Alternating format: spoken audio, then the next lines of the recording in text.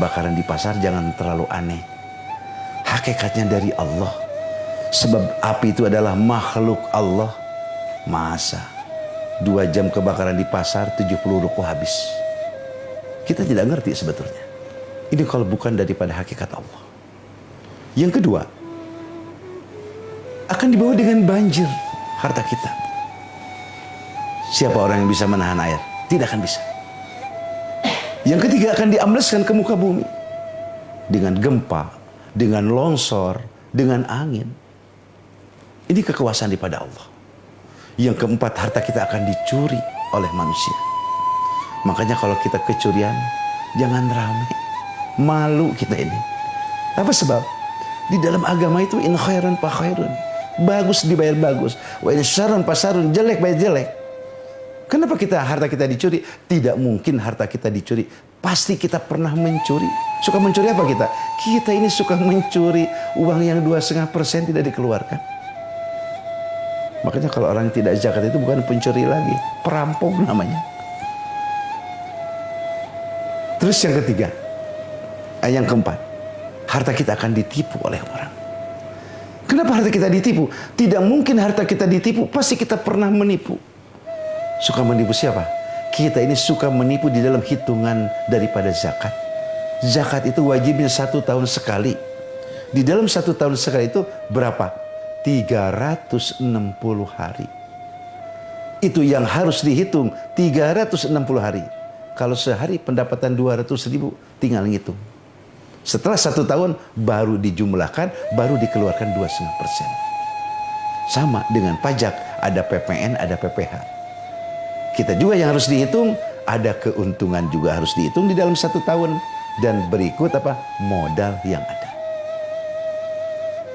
Yang keenam, harta kita akan dipinjam sama orang akibatnya.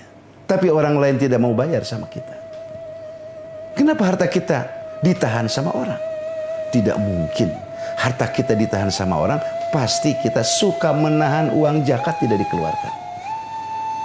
Yang ketujuh, harta kita akan diambil oleh Allah dengan keluarga diberi penyakit oleh Allah.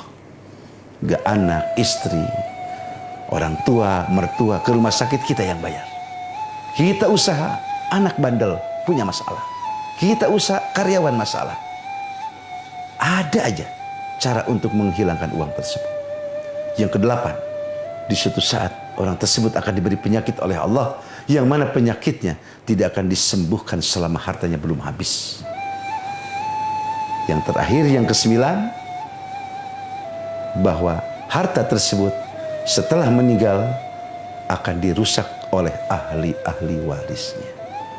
Ini akibat penilangan daripada Allah bagi orang yang tidak zakat. Seperti orang yang tidak bayar pajak akan ditilang oleh pihak negara. Nah, itulah diantaranya zakat ini hukumnya wajib. Yang paling lebih masalah begini, coba kita direnungkan. Rukun Islam ini tidak ada toleran. Orang murtad saja setahun dia masuk Islam lagi, wajib qada nggak? Wajib qada. Orang nggak sholat itu wajib qada. Orang nggak puasa itu wajib qada. Bagaimana kalau orang tidak zakat? Itu wajib qada. Kalau kita mau qada sholat gampang, ada hitungannya. Setahun kita tidak sholat, tinggal ke depan kita mau qada. Setahun kita dulu tidak berpuasa, hanya 30 hari kita mengqada. Tapi kalau masalah zakat, dulu kita tidak zakat, berapa uang yang kita belum zakatin? Itu yang paling bingung. Sedangkan kalau harta kita tidak dikeluarkan zakat di dunia, itu ada hadis mengatakan, man atahullahu malan falam yuaddi zakat musilalahu yaumal qiyamah syuja'un aqrab.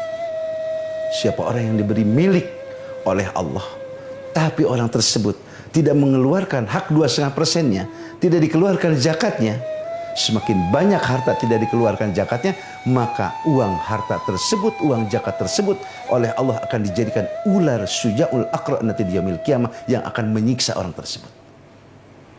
Itu dahsyat sekali. Untuk itu